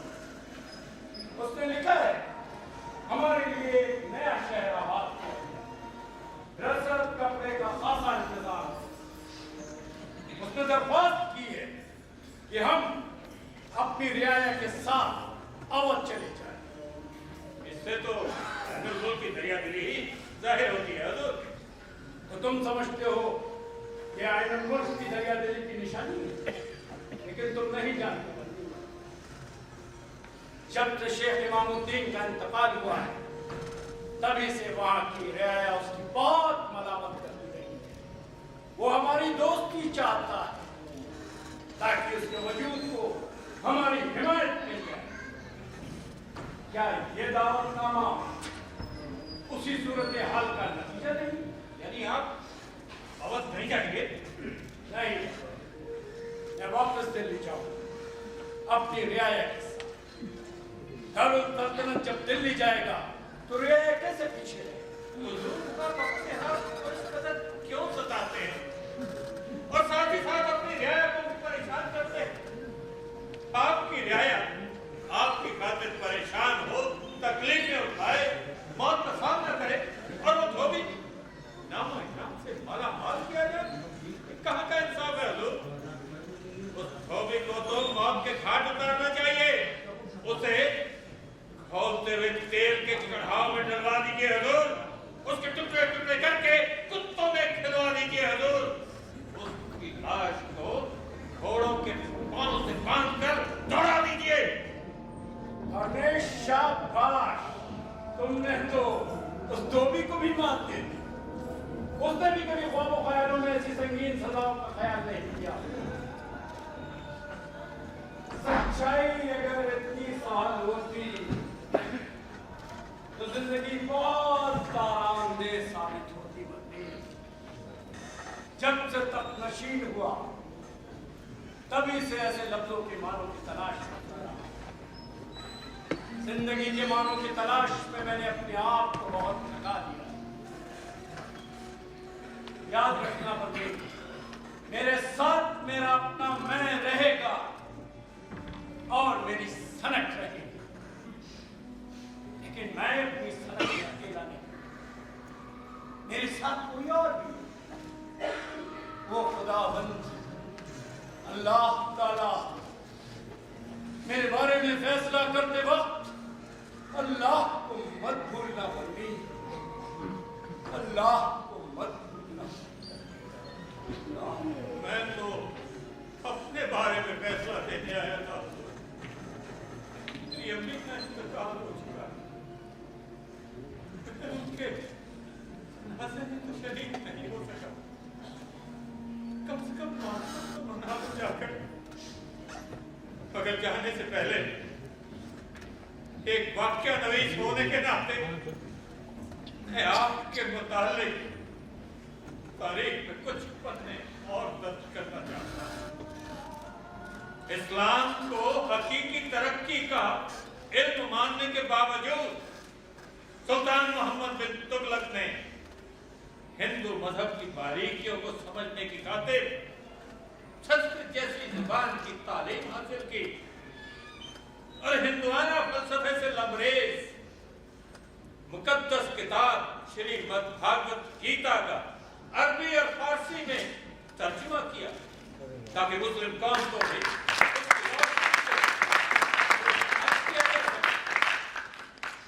मगर मेरे जाने के बाद जब तारीख के ये पन्ने दोबारा पढ़े जाएंगे तो अहले दुनिया के सामने ये सच्चाई बेपरदा होगी कि अरबी, फारसी, तुर्की, संस्कृत, फलसफा, हिसाब, गर्दिश सितारा की तालीम के दानिश सुल्तान मोहम्मद बिन तुगलक को इस बेरहम, इस कम अक्ल रियाया ने क्या नाम दिया?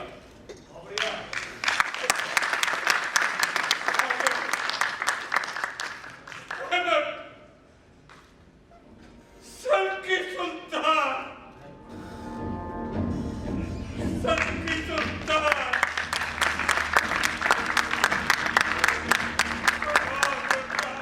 नहीं कर सकता। मुझे इजाजत दीजिए हुजूर, मैं फौरन रुखसत होना चाहता हूँ। मुझे इजाजत दीजिए हुजूर।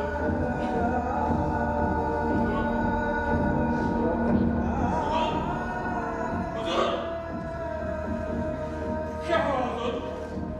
कुछ नहीं बनी। मुझे थकावट महसूस कर रहा और अचानक ये मुझे नींद कहां से घेरने लगी। 5 बरस से जो नींद मुझसे दूर भाग रही थी वो नींद आज मुझ पे हावी हो रही थी। अन्नी, आंखों के आगे स्याह